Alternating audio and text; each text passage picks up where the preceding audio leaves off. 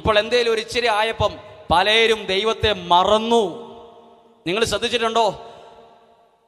നമ്മുടെ 20 വർഷം മുമ്പ് പലരും പൈസക്കാരായിരുന്നു. 20 വർഷം മുമ്പ്, 20 വർഷം കഴിഞ്ഞപ്പോൾ അല്ലെങ്കിൽ 22 വർഷം കഴിഞ്ഞപ്പം പണ്ട് പൈസ ഉണ്ടായിരുന്നവരൊന്നും പൈസക്കാരല്ല ഇപ്പം.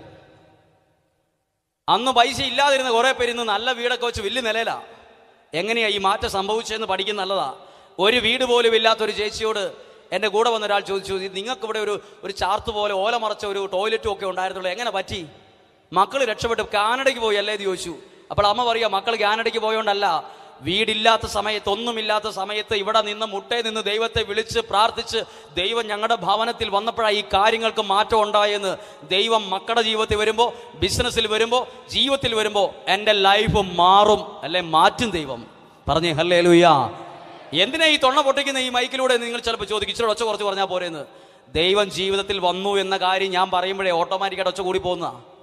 കാരണം ഇത് അനുഭവിച്ച ആളായോണ്ടാണ് ഇത് പറയുന്നത്. ശബ്ദം കൂടാൻ കാരണം നോർമലായിട്ട് ബോധപൂർവ്വം എടുത്തതല്ല. ദൈവം ജീവിതത്തിൽ കയറിയപ്പം ഭയങ്കരമായിട്ട് ദൈവം വഴി തുറന്നു. ഇനി മീൻ എന്തേരം കിട്ടിയെന്ന് എഴുതിയിരിക്കുക, വല കീറത്തക്ക. ഇത്രയും നാൾ കിട്ടിയിട്ടില്ല ഈ മനുഷ്യൻ ഇത്രയും. അത് ഉൾക്കടലിൽ വലയിറക്കിയപ്പോഴല്ല, തീരത്ത്, ലോകത്തിൽ ആർക്കും കിട്ടാത്ത സ്ഥലത്ത്, ലോകത്തിൽ ആരും ചെയ്തിട്ട് വിജയിക്കാത്തതായിരിക്കും ദൈവം നമ്മളോട് ചെയ്യാൻ പറയുന്നത്. നമുക്ക് വച്ചിട്ടുള്ളത് ദൈവം നമുക്ക് തുറന്നത്, അത് തുറന്നു തന്നെയായിരിക്കും. പറഞ്ഞേ ഹല്ലേലൂയാ. അടുത്തൊരു കാര്യമുണ്ട്. മീൻ കയറിക്കഴിഞ്ഞ് മീൻ വലയിലായപ്പം ഈ വലയിലുള്ള മീനിനെ മുഴുവൻ എടുത്ത് പത്രോസ്ലീഹയുടെ വള്ളം മുഴുവൻ അങ്ങ് നിറച്ചു. ഇനി സ്പേസ് ഇല്ല. എന്തു ചെയ്തു? സ്പേസ് ഇല്ലാത്തപ്പോൾ എന്ത് ചെയ്തു? നമ്മളാണ് എന്ത് ചെയ്തേനെന്ന് ഞാനാണ് എന്നാ പറഞ്ഞത്, ഞാനാണ് എന്നാ പറയുന്നത് അറിയോ? ഇത്രയും മതി എന്ന് പറഞ്ഞു. ബാക്കി എന്നാ ചെയ്യുമെന്ന് കർത്താവ് ചോദിക്കും. അതാ വെള്ളത്തിലേക്ക് കളഞ്ഞേരെ കർത്താവേ എന്ന് ഞാൻ പറയും. പത്രോസ്ലീഹ ഒരു നല്ല ക്രിസ്ത്യാനിയുടെ മാതൃക കേൾക്കണം. ഇഷ്ടം പോലെ മീൻ കിട്ടിയപ്പോൾ, വള്ളം നിറഞ്ഞു കഴിഞ്ഞപ്പോൾ പുള്ളി ഒരു ആക്ഷൻ കാണിക്കുവാണ്. ആംഗ്യം കാണിച്ചു എന്നാണ് എഴുതിയിരിക്കുന്നത്. ആംഗ്യം കാണിച്ചിട്ട് കർത്താവിനോട് പറയുവാണ്, കർത്താവേ, എൻ്റെ കൂടെ ഉണ്ടായിരുന്നവന്മാരപ്പുറത്ത് കിടക്കുന്നത്, അവരും എന്നെപ്പോലെ തന്നെ ഒന്നും ഇല്ലാത്തവരാ, അവരധ്വാനിച്ചിട്ടൊന്നുമില്ല, കാലിയ വിഷമിച്ചിരിക്കുന്നവരാ, അവരെയും കൂടെ വിളിക്കട്ടെ എന്ന് ചോദിച്ചു. എന്നിട്ട് ഈ പത്രോസിന് കിട്ടിയ മീന് വെള്ളത്തിൽ കളയുമല്ല ചെയ്തേ, ആ വള്ളത്തിൽ കൊള്ളാത്തതിനെ ഇല്ലാത്ത വള്ളത്തിൽ നിറച്ചു. ബൈബിൾ എഴുതിയിട്ടുണ്ട്, വായിച്ചു. 2 വള്ളങ്ങളും മുങ്ങാറാകുവോളോന്ന്. ഇവിടെ ഇരിക്കുന്ന ദൈവജനത്തെ ദൈവം ഇരട്ടിക്ക് അനുഗ്രഹിച്ച് പണം കൊണ്ടും എല്ലാം കൊണ്ടും അനുഗ്രഹിക്കും. അന്നേരം കുപ്പിയുടെ അടപ്പിന് അത്രയും ചെറുതാവരുത്. ഞാനും എൻ്റെ ഭാര്യയും എൻ്റെ മക്കളും എൻ്റെ വീടും ഇത്രയും ചുരുങ്ങരുത്. തീരുമാനം എടുക്കണം. എന്ത്? എന്നെ ദൈവം അനുഗ്രഹിച്ചാൽ വേറെ ആർക്കും കൊടുത്തില്ലെങ്കിലും നിങ്ങളുടെ അതേ വീട്ടുപേരുള്ള ആരൊക്കെയോ ഒരു ഗതിയും ബുദ്ധിമുട്ടായിട്ട് നിൽക്കുന്ന പലരും നിങ്ങളുടെ കൺവട്ടത്തിന് ചുറ്റും കിടക്കും.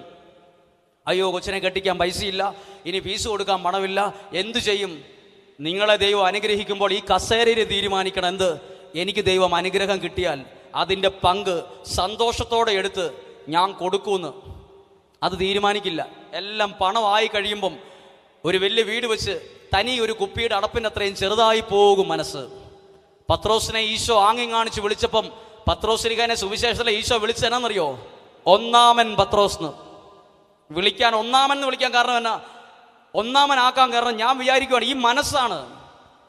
എന്നെ അനുഗ്രഹിക്കുമ്പോൾ എൻ്റെ കൂടെ നിൽക്കുന്നവർക്കും അതിൻ്റെ പങ്ക് കിട്ടണം, കൊടുക്കണം. അതാ നല്ല മനസ്സ്. പറഞ്ഞേ ഹല്ലേലൂയാ. ഇനി കേട്ടെ, ഇതുകൂടെ പറഞ്ഞ് നിർത്താം, സമയമായി. മീൻ കിട്ടിക്കഴിഞ്ഞപ്പോൾ മീൻകൊട്ടയും തലയും വെച്ച് പത്രോസ്ലീഹ ഓടിയെന്ന് ബൈബിൾ എഴുതിയിട്ടില്ല. മാർക്കറ്റിലേക്ക് അത് ലേലം വിളിക്കണം, വിൽക്കണം, തിരിച്ചു മറിക്കാനുണ്ട് കുറേ. നമുക്ക് ആ മീൻ കിട്ടുന്നതിനുണ്ടല്ലോ, പിന്നെ നമ്മളെ പിടിച്ചാൽ കിട്ടിയല്ലോ. പിന്നെ മാർക്കറ്റിലേക്ക് ഒരു ഓട്ടവും പാച്ചിലും ഒരു വെപ്രാളോ ഒരു പിടുത്തം കിട്ടാത്തൊരു വരാല് പോലെ ഒരു ഓട്ടം ഉണ്ട് നമ്മുടെ. ഇച്ചിരി എന്തേലും ആവുമ്പോഴേ പിന്നെ നമ്മളെ ആർക്കും പിടുത്തം കിട്ടിയല്ല. പത്രോസ്ലീഹ എഴുതിയത് മീൻ അവിടെ ഉള്ളപ്പോൾ തന്നെ മീൻ തലയും വെച്ച് കൊട്ടയ്ക്കകത്താക്കി മാർക്കറ്റിലേക്ക് ഒരു ഓട്ടോ ഓടി. പിന്നെ അഡ്രസ് ഇല്ലാതെ പോയിന്നല്ല, തന്നവൻ്റെ കാലയിലോട്ട് വീണിട്ട് ദൈവമേ എന്ന് വിളിച്ചു. നിങ്ങളെ ദൈവം അനുഗ്രഹിക്കുമ്പം ഇപ്പോൾ ഇല്ലേലും പേടിക്കണ്ട കേട്ടോ, മക്കളിലൂടെയെങ്കിലും ദൈവം ഉയർത്തിക്കൊള്ളും. ഇപ്പം പൈസ ഇല്ല, വീടില്ല, ബുദ്ധിമുട്ടാ, പേടിക്കൊന്നും വേണ്ട. നാളെ ഒരു സമയത്ത് ഇത് വലിയൊരു ഉയർച്ചയിലേക്ക് വരും. അന്നേരം തന്ന ദൈവത്തെ ഒരിക്കലും മറക്കരുത്. പത്രോസ്ലീഹ വീണ പോലെ എന്നും വീഴണം. എത്ര തിരക്കാണേലും വീണം, അത് കഴിഞ്ഞിട്ടുള്ള തിരക്കേ പാടുള്ളൂ. എത്ര ഉയർത്തിയാലും എന്നെ അനുഗ്രഹിച്ച ദൈവത്തിൻ്റെ മുമ്പിൽ ശിരസ് നമിച്ചു നിൽക്കണം. പറഞ്ഞേ ഹല്ലേലൂയാ. അത് തീരുമാനിച്ച് നമ്മൾ നിൽക്കുകയാണ്. ഒരു നിമിഷം ഒന്ന് കണ്ണുകളടച്ച് പ്രാർത്ഥിക്കുന്നു. സമയം 8:35. തുടർന്ന് ആരാധനയ്ക്കായി നമ്മൾ ഒരുങ്ങുകയാണ്. ശ്രദ്ധിച്ച് ഒരു നിമിഷം ഒന്ന് ഇരുന്നുകൊണ്ട് തന്നെ കണ്ണുകളടച്ച്. എന്തുവാ കേട്ടത്? തുടക്കം മുതലുള്ള കാര്യം. ദൈവം വഴി തുറക്കും. എന്നേലും ഒരു വഴി തുറക്കണമെന്ന് പറയാനല്ല നിൽക്കുന്നത്.